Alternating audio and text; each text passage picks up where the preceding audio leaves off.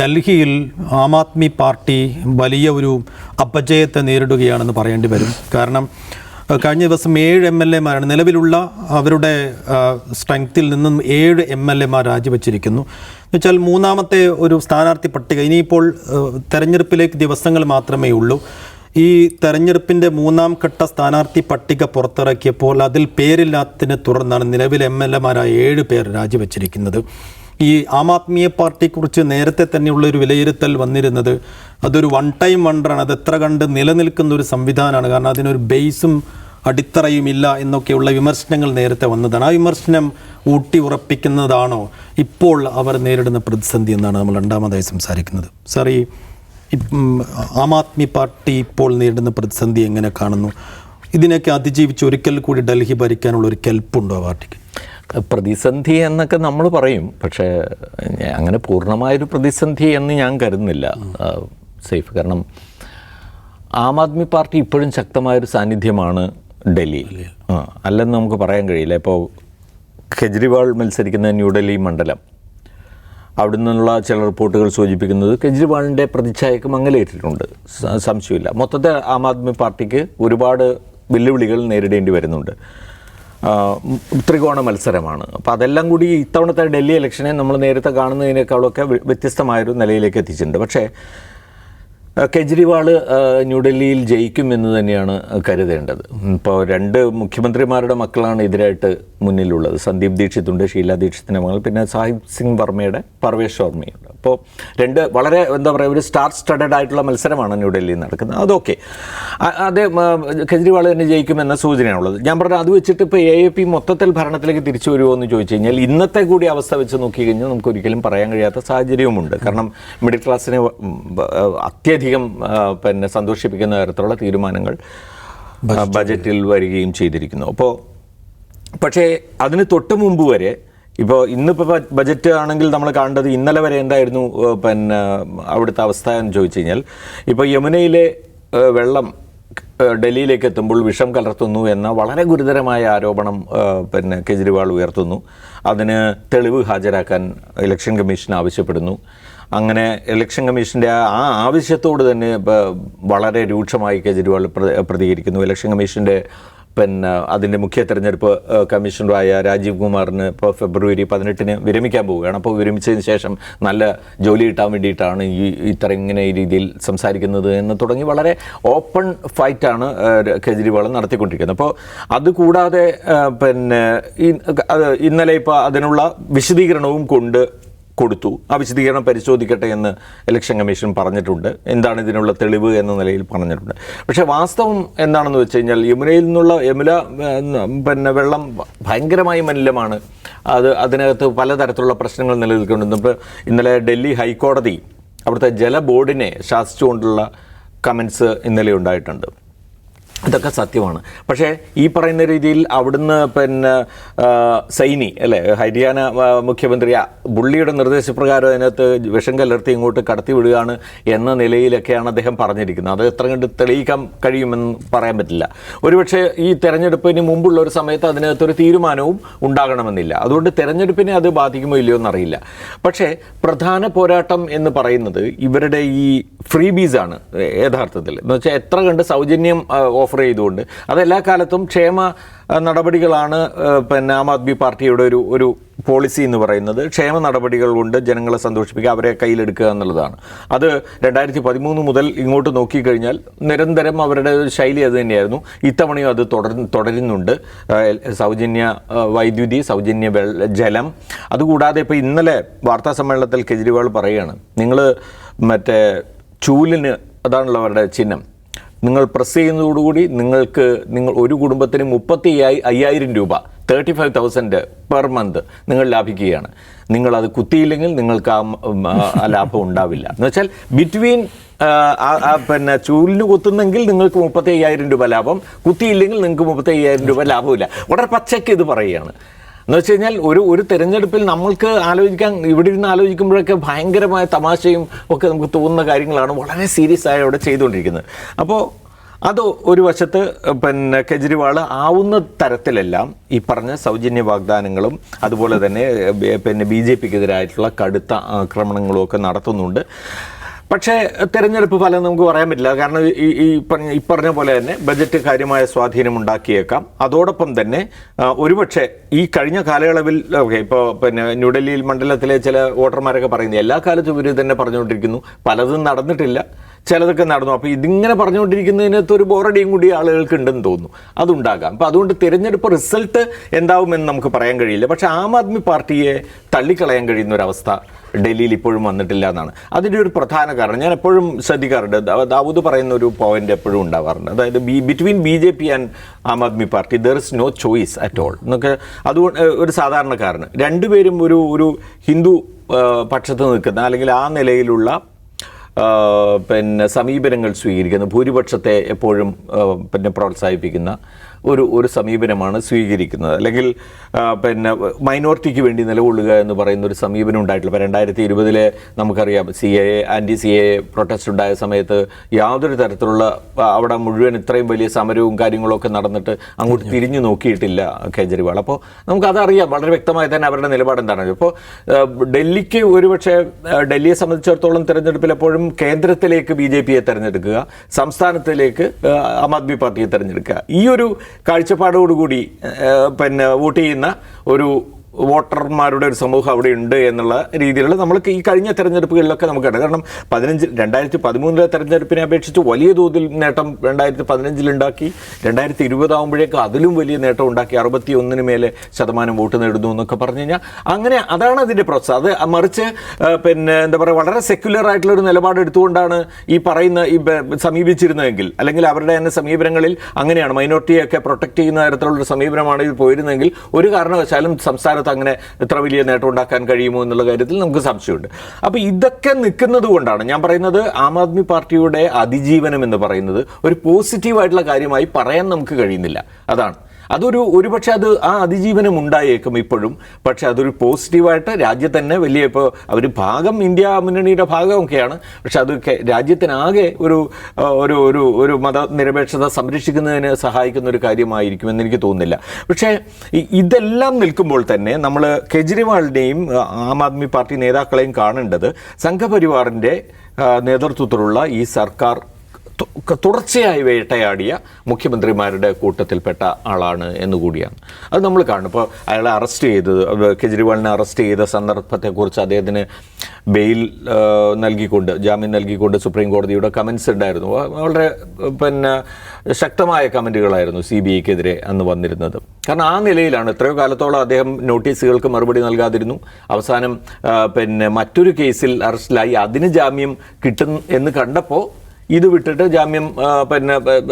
അതിൻ്റെ ജാമ്യത്തിന് ഫലം കിട്ടാതിരിക്കാൻ വേണ്ടി ഇദ്ദേഹത്തെ അറസ്റ്റ് ചെയ്യായിരുന്നു. അതൊക്കെ വളരെ തെറ്റായ നടപടിയാണെന്ന് സുപ്രീം കോടതി പറഞ്ഞിട്ടുണ്ട്. അതുപോലെ തന്നെ പിന്നെ ഒരാൾ സഹകരിക്കാതിരിക്കുക, ചോദ്യം ചെയ്യലുമായി സഹകരിക്കാതിരിക്കുക എന്നത് അയാളെ അറസ്റ്റ് ചെയ്യാനുള്ള ഒരു കാരണമായിട്ട് എടുക്കാൻ കഴിയില്ല എന്ന് പറഞ്ഞിട്ടുണ്ട്. അപ്പോൾ ആ നിലക്കൊക്കെ വേട്ടയാടപ്പെട്ട ഒരു മുഖ്യമന്ത്രി തന്നെയായിരുന്നു കെജ്രിവാൾ എന്ന് നമുക്ക് പറയാം. ആ കേസിൻ്റെ കാര്യം വേറെ, കേസിൽ ഇനി എന്തെങ്കിലും ഇത് ഉണ്ടാവുന്നുണ്ടെങ്കിൽ ഉണ്ടാവട്ടെ. പക്ഷേ ഇങ്ങനെ അറസ്റ്റ് ചെയ്യാനും ജയിലിൽ നിന്ന് പുറത്തു വരാതിരിക്കാനും ഒക്കെ വളരെ ജാഗ്രതയോടെ സംഘപരിവാർ നേതൃത്വത്തിലുള്ള ഗവൺമെൻറ് പ്രവർത്തിച്ചതിൻ്റെ ഫലം കൂടിയാണ് കെജ്രിവാളിന് നേരിടേണ്ടി വന്നിട്ടുള്ള. ആ നിലയിൽ അദ്ദേഹത്തെ നമുക്ക് പിന്നെ വേണമെങ്കിൽ ഒരുപക്ഷെ നമ്മുടെ ഈ പക്ഷത്തേക്ക് വേണമെങ്കിൽ സംഘപരിവാർ വിരുദ്ധ പക്ഷത്തേക്ക് കൂട്ടാമെന്നല്ലാതെ ഐഡിയോളജിക്കലി അദ്ദേഹത്തിന് അതിൻ്റെ അർഹതയുണ്ട് എന്ന് എനിക്ക് തോന്നുന്നില്ല.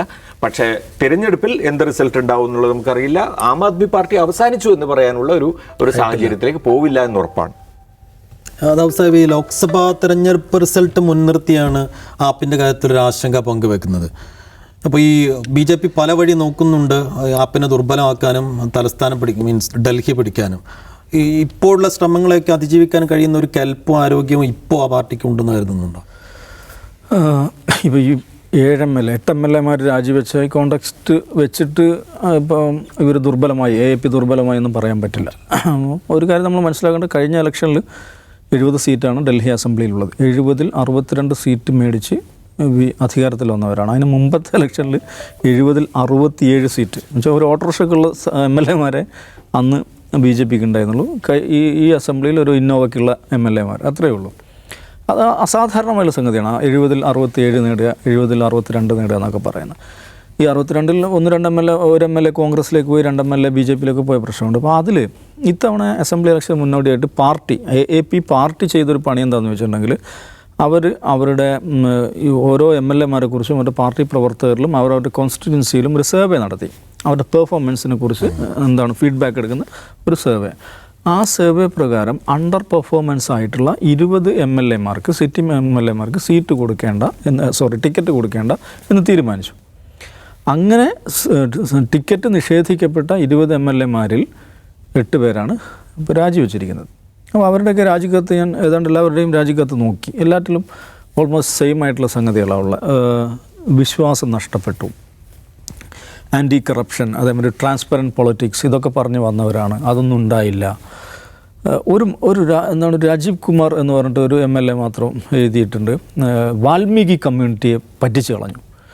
വാൽമീകി കമ്മ്യൂണിറ്റിയിൽ നിന്ന് വലിയ സപ്പോർട്ടൊക്കെ ഞാൻ ഉണ്ടാക്കി കൊടുത്തു, പക്ഷേ ആ കമ്മ്യൂണിറ്റിയെ പറ്റിച്ച് കളഞ്ഞു. ബാക്കി എല്ലാവരും ഏതാണ്ട് ഒരേമാതിരിയുള്ള കാര്യങ്ങളാണ് എഴുതിയിരിക്കുന്നത്. അതേപോലെ 20 MLA-മാർക്ക് ടിക്കറ്റ് നിഷേധിച്ച് അതിൽ 8 പേരെ ആണ് ചാടിയതെങ്കിൽ അതൊരു വലിയ ബ്ലോ ആണെന്ന് നമ്മൾ കാണേണ്ടില്ല. പിന്നെ ഒന്നും കൂടെ ഉണ്ട്, ഇവർക്ക് ടിക്കറ്റ് നിഷേധിക്കാനുള്ള കാരണം എന്താണ്? ഇവരുടെ പാർട്ടി പ്രവർത്തകർക്കിടയിലും ഇവരുടെ കോൺസ്റ്റിറ്റ്യുവൻസിയിലും നടത്തിയുള്ള സർവേ പ്രകാരം മോശം പെർഫോമൻസ് ആണ് എന്ന് കണ്ടതുകൊണ്ടാണ്. മാത്രമല്ല ഈ മെഹ്റൗളിയിലെ നരേഷ് യാദവ് എന്നൊക്കെ പറയുന്ന കക്ഷി ഖുറാനെ അപമാനിച്ചതിന്റെ പേരിൽ കൺവിക്റ്റഡ് ആണ്. 2 വർഷത്തേക്ക് ജയിൽ ശിക്ഷയൊക്കെ കിട്ടിയ കക്ഷി. അങ്ങനെയുണ്ട്. അപ്പോൾ അതുകൊണ്ട് ഇത് ഭയങ്കര ഒരു അടിയാണ് എന്ന് ഞാൻ വിചാരിക്കുന്നില്ല. പക്ഷേ പ്രശ്നം എന്താണെന്ന് വെച്ചാൽ AAP സ്വയം വിമർശനം നടത്തേണ്ട ഒരു കാര്യം, ഇവർ MLA-മാർ ടിക്കറ്റ് കൊടുക്കുന്ന ഒരാൾ MLA ആക്കുന്നത് സാധാരണ പാർട്ടിക്കാർ ചെയ്യുന്നത് പോലെയല്ല എന്നുള്ളതാണല്ലോ നന്നശ്ശേരി അവരുടെ അവകാശവാദം. എങ്ങനെയാണ് ഒരാളുടെ ഈ ജനപ്രിയത, ജനങ്ങൾക്കിടയിലുള്ള അയാളുടെ പ്രവർത്തനം, അതേപോലെ അവരുടെ ഒരു ട്രാക്ക് റെക്കോർഡ്, അഴിമതി, ഇത്തരം കാര്യങ്ങൾ, സംശുദ്ധ രാഷ്ട്രീയം, ഇത്തരം കാര്യങ്ങളൊക്കെ വെച്ചിട്ടാണല്ലോ ഇവരുടെ നേതാക്കന്മാരും MLA-മാരും MP-മാരൊക്കെ ഉണ്ടാവുന്നത്. അപ്പോൾ അങ്ങനെ അവർ പ്രത്യേകമായി സെലക്ട് ചെയ്ത് ടിക്കറ്റ് കൊടുത്ത് മത്സരിപ്പിച്ച് വിജയിച്ച ആളുകളാണ് ഇവർ തന്നെ നേതാക്കന്മാർ. ഇവർ MLA സ്ഥാനം മാത്രമല്ല രാജിവെച്ചു കേട്ടോ, ഇവർ പാർട്ടിയുടെ പ്രാഥമിക അംഗത്തെ രാജിവെക്കുന്നുണ്ട്. അപ്പോൾ ഈ 5 വർഷം അല്ലെങ്കിൽ 10 വർഷം MLA ആയിരുന്ന ഈ മനുഷ്യർ അവരുടെ ജീവിതത്തിൽ, അവരുടെ രാഷ്ട്രീയ ബോധത്തിൽ എന്തെങ്കിലും ഒരു മാറ്റം ഉണ്ടാക്കാൻ ഈ പാർട്ടിക്ക് സാധിച്ചില്ല എന്നല്ലേ കാണുന്നത്. അപ്പോൾ പാർട്ടി നടത്തിയ ഒരു സർവേ പ്രകാരം പെർഫോമൻസ് മോശമാണെന്ന് കണ്ടിട്ട് പാർട്ടി ഇത്തവണ നിങ്ങൾ മത്സരിക്കേണ്ട എന്ന് പറയുമ്പോഴേക്ക് രാജിവെച്ച് പോകുന്ന മട്ടിലുള്ള ആളുകളാണ് AAP-യുടെയും ലീഡർഷിപ്പിലുള്ളതെങ്കിൽ പാർട്ടി വിത്ത് ദ ഡിഫറൻസ്, ഞങ്ങൾ ഒരു വ്യത്യസ്തമായൊരു പാർട്ടിയാണ്, ഒരു മൂല്യാധിഷ്ഠിത പാർട്ടിയാണ്, അധികാരമോഹികളുടെ പാർട്ടി അല്ല എന്നൊക്കെയുള്ള AAP-യുടെ അവകാശവാദത്തിന് എന്ത് ബലമാണുള്ളതെന്നൊരു പ്രശ്നമുണ്ട്. ഇത് തന്നെയല്ലേ ബാക്കി പാർട്ടിക്കാരും ചെയ്യുന്നത്. ടിക്കറ്റ് കിട്ടാണ് എന്താണ് ആയാറാം രാഷ്ട്രീയം എന്ന് പറഞ്ഞാൽ എന്താണ്? കോൺഗ്രസ് നിന്ന് ടിക്കറ്റ് കിട്ടിയില്ല BJP പോവുക, BJP നിന്ന് കിട്ടിയില്ല കോൺഗ്രസ്സിലേക്ക് അല്ല JDU-ലേക്ക് പോയി. ഇതാണല്ലോ നമ്മൾ കാണുന്ന ഇന്ത്യയിൽ, പ്രത്യേകിച്ച് ഉത്തരേന്ത്യയിൽ വ്യാപകമായുള്ള ഈ ആയാറാം രാഷ്ട്രീയം. ഈ ആയാറാം രാഷ്ട്രീയം അടുത്ത് കുറച്ചും കൂടി ക്വാളിറ്റിയുള്ള രാഷ്ട്രീയം ജനങ്ങൾക്ക് നൽകാൻ വേണ്ടി മികച്ച ഗവേണൻസ് ജനങ്ങൾക്ക് നൽകാൻ വേണ്ടിയാണ് ഞങ്ങൾ വന്നിരിക്കുന്നത് എന്ന അവകാശവാദമാണ് AAP-ക്കുള്ളത്. ആ അവകാശവാദം ഉള്ളൊരു പാർട്ടിയുടെ MLA-മാരായിരുന്ന ആളുകൾ ഇങ്ങനെ പോകുമ്പോൾ നിങ്ങളുടെ പാർട്ടിയുടെ കഥ എന്താണ്? ഇത് എല്ലാ പാർട്ടിമാരും ഒരു പാർട്ടി തന്നെയല്ലേ എന്ന് ആളുകൾ ചോദിച്ചാൽ അതിന് AAP മറുപടി പറയേണ്ടി വരും. അപ്പോൾ ആ AAP-യുടെ ഒരു രാഷ്ട്രീയ വിശുദ്ധി എന്ന രാഷ്ട്രീയ വിശുദ്ധി എന്ന അവരുടെ ഏറ്റവും പ്രധാനപ്പെട്ട ഒരു സെല്ലിംഗ് പോയിൻ്റ് ഉണ്ടല്ലോ, അതിനെ അപകടപ്പെടുത്തുന്നതാണ് ഈ രാജ്യയുടെ ഏറ്റവും പ്രധാനപ്പെട്ട പ്രശ്നം. ഇലക്ഷനിൽ ഇപ്പോൾ എന്താ സംഭവിക്കുക വെച്ചാൽ, ഇലക്ഷനിൽ ഈ രാജ്യം കൊണ്ട് ഇലക്ഷനൊന്നും സംഭവിക്കാൻ പോകുന്നില്ല. പക്ഷേ ഇന്നത്തെ ബജറ്റ് പ്രധാനപ്പെട്ടൊരു സംഗതിയാണ്. കാരണം അതൊരു പൊളിറ്റിക്കൽ സർജിക്കൽ സ്ട്രൈക്ക് എന്ന് പറയാവുന്നൊരു ബജറ്റാണത്. മധ്യവർഗത്തെ, പ്രത്യേകിച്ച് ഡൽഹി പോലെയുള്ള ഈ ഒരു നഗര സംസ്ഥാനം, ഒരു സിറ്റി സ്റ്റേറ്റാണത്. അവിടെയുള്ള വോട്ടർമാരെ ശരിക്കും ആകർഷിക്കുന്നൊരു ബജറ്റാണത്. ഈ ഇൻകം ടാക്സിൻ്റെ ഇതിൽ വരുത്തിയിട്ടുള്ള മാറ്റം, ഇപ്പോൾ അടുത്ത ആഴ്ച ഇൻകം ടാക്സ് സ്ട്രക്ചറുമായി ബന്ധപ്പെട്ട പുതിയ ബില്ല് കൊണ്ടുവരുന്നു എന്ന് പറഞ്ഞിട്ടുണ്ട്. അപ്പം ഞാൻ മിക്കവാറും മനസ്സിലാക്കുന്ന ആ ബില്ല് കൊണ്ടുവന്ന് ഇപ്പോൾ 7 ലക്ഷത്തും 12 ലക്ഷത്തിലേക്ക് പരിധി മാറ്റുമ്പോൾ നമ്മൾ പ്രാഥമികമായി ആലോചിക്കുമ്പോൾ ഖജനാവിലേക്ക് പണം വരവ് വളരെയധികം കുറയുമല്ലോ. അങ്ങനെ ഇത്രയും ഡ്രാസ്റ്റിക്കായുള്ളൊരു സ്റ്റെപ്പ് ഒരു സർക്കാർ എടുക്കുമോ? എങ്ങനെയെങ്കിലും പണം ഉണ്ടാക്കാൻ വേണ്ടി ശ്രമിച്ചുകൊണ്ടിരിക്കുന്ന ഒരു ഭരണകൂടം ഇങ്ങനെ ചെയ്യുമോ നമ്മൾ അത്ഭുതപ്പെടൂലേ? ഞാൻ മനസ്സിലാക്കുന്നത് ഇതേക്കാൾ കൂടുതൽ പൈസ മറുവഴികളിലൂടെ ഉണ്ടാക്കാനുള്ള പല പരിപാടികളും നമുക്കൊന്നും മനസ്സിലാവാത്ത പല പരിപാടികളും കണ്ടിട്ടുണ്ടാവും. ഇനിയിപ്പോൾ അടുത്ത ആഴ്ച ഈ ഇൻകം ടാക്സ് റെഗുലേഷൻ അതിൻ്റെ പുതിയ ബില്ല് വരുമ്പോൾ നമുക്കത് കുറച്ചുകൂടെ വ്യക്തതയിൽ വരുമെന്നാണ് എനിക്ക് തോന്നുന്നത്. വേറെ പല വഴിക്ക് ഇതിൻ്റെ ഇരട്ടി പൈസ ഇവരുണ്ടാക്കും. പക്ഷെ പ്രത്യക്ഷത്തിൽ ഇത് ഒരു നഗരവാസിയായിട്ടുള്ള ഒരു മധ്യവർഗ്ഗക്കാരനെ അങ്ങേയറ്റം ആകർഷിക്കുന്ന ഒരു ബജറ്റാണ്. അപ്പം അത് ഈ ഇലക്ഷനിൽ ഇവർ സെല്ല് ചെയ്യും. അതുകൊണ്ട് തന്നെ കുറച്ചും കൂടെ ഹെൽത്തി ആയിട്ടുള്ളൊരു കോമ്പറ്റീഷൻ അവിടെ നടക്കുമെന്നാണ് വിചാരിക്കുന്നത്. AAPയെ സംബന്ധിച്ചിടത്തോളം അവരുടെ ഏറ്റവും പ്രധാനപ്പെട്ട എന്തുകൊണ്ടാണ് അവർ ഇങ്ങനെ വിജയിക്കുന്നത്, ഇത്രയും മാരകമായ മാർജിനിൽ 70 62 നേടി വിജയിക്കുന്നത് വെച്ചാൽ അവർ ഡെലിവർ ചെയ്യുന്നുള്ളത് തന്നെയാണ്. അപ്പോൾ നമുക്ക് ഡൽഹിയിൽ പോയാൽ മനസ്സിലാവും. എങ്ങനെയാണെന്ന് വെച്ചിട്ടുണ്ടെങ്കിൽ ഈ പ്രത്യേകിച്ച് മൊഹല്ല ക്ലിനിക്കുകൾ എന്ന് പറയുന്ന സംഭവം, ചെറിയ ചെറിയ ഗല്ലികളിൽ ഒക്കെയുള്ള ക്ലിനിക്കുകൾ, നമ്മുടെ PHC മോഡലിലാണ് മൊഹല്ല ക്ലിനിക്കുകൾ. പിന്നെ സ്കൂളുകൾ, പ്രാഥമിക സ്കൂളിംഗ് ഉണ്ടല്ലോ, 10ാം ക്ലാസ് വരെ 12ാം ക്ലാസ് വരെയൊക്കെയുള്ള, അത് ശരിക്കും അത് യൂണിവേഴ്സലൈസ് ചെയ്തു, എല്ലാവർക്കും ആക്സസ് ഉള്ള ഇതാക്കി മാറ്റി. പിന്നെ അതേമാതിരി മിഡ് ഡേ മീൽ ഏറ്റവും മനോഹരമായിട്ട് അവർ ചെയ്യുന്നു. ഏറ്റവും ഭയങ്കരം കറണ്ടും വെള്ളവും. ഡൽഹിക്കാരെ സംബന്ധിച്ചിടത്തോളം അവരുടെ നീ ഡൽഹിയിലുണ്ടായിരുന്ന ആളെ പേടി സ്വപ്നമാണ് ഈ പറയുന്ന രണ്ട് കാര്യം. അതിനകത്തുണ്ടാക്കിയിട്ടുള്ള ഈസിനസ്, അതേമാതിരി ഈ യാത്ര, പബ്ലിക് ട്രാൻസ്പോർട്ടിൽ സ്ത്രീകൾക്ക് കൊടുത്തിട്ടുള്ള യാത്രാകളവ്, അതൊക്കെ നമ്മൾ വിചാരിക്കണ മെഡിക്കൽ എഡ്യൂക്കേഷണൽ ബജറ്റിൻ്റെ തന്നെ 40% അതിന് പോകും. അപ്പോൾ അതുകൊണ്ട് അവർ ഡെലിവർ ചെയ്യുന്നൊരു ഭരണകൂടമാണ്. അതുകൊണ്ട് അതാണ് അവർ സെല്ല് ചെയ്യുന്നത്. അതുകൊണ്ട് AAP തോൽക്കാൻ പോവുകയാണ് എന്നൊന്നും പറയാൻ പറ്റില്ല. ഈ MLA-മാരുടെ രാജി വലിയ ആഘാതം ഉണ്ടാക്കും തോന്നില്ല. ഒരു ആഘാതമല്ലേ ഇലക്ഷനിൽ ഏറ്റവും കൂടുതൽ ഏറ്റുമുട്ടാൻ പോകുന്നത്. ഒന്ന്, ഇവർ ഈ ബജറ്റിനെ സെല്ല് ചെയ്യും. AAP അവരുടെ ഗവേണൻസ്, അവരുടെ ഡെലിവറി അതിനെ സെല്ല് ചെയ്യും. അതുകൊണ്ടൊരു കുറച്ചും കൂടി ഒരു ഹെൽത്തി ആയിട്ടുള്ളൊരു കോമ്പറ്റീഷൻ അവിടെ നടക്കും.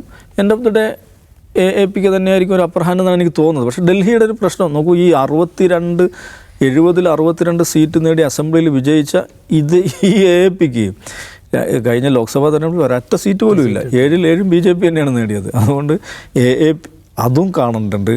ആ ലോക്സഭാ ഇലക്ഷനിൽ കോൺഗ്രസും AAPയും സഖ്യമായിട്ടാണ് മത്സരിച്ചത്. എന്നിട്ട് BJP 7 ജയിച്ചു എന്നല്ല, 54% വോട്ടാണ് മേടിച്ചിരിക്കുന്നത്. അപ്പോൾ AAPക്ക് വോട്ട് ചെയ്യുന്നത് ആരാണെന്നുള്ള ഒരു ചോദ്യം കൂടെ അവിടെ ഉണ്ട്. കാത്തിരുന്നാണ്. നല്ല രസമുള്ളൊരു ഇലക്ഷൻ ആയിരിക്കും. അപ്പോൾ ഏതായാലും സീറ്റ് കിട്ടാത്ത ഏതെങ്കിലും MLA-മാർ രാജിവെച്ചുകൊണ്ട് മാത്രം AAP എഴുതി തള്ളാറായിട്ടില്ല. പക്ഷേ ഈ BJPയുടെ കണ്ട ആയുധങ്ങളെയൊക്കെ മറികടന്ന് വീണ്ടും അധികാര തുടർച്ചയിലേക്ക് എത്താൻ AAPക്ക് എങ്ങനെ കഴിയുമെന്ന് കണ്ടറിയാം.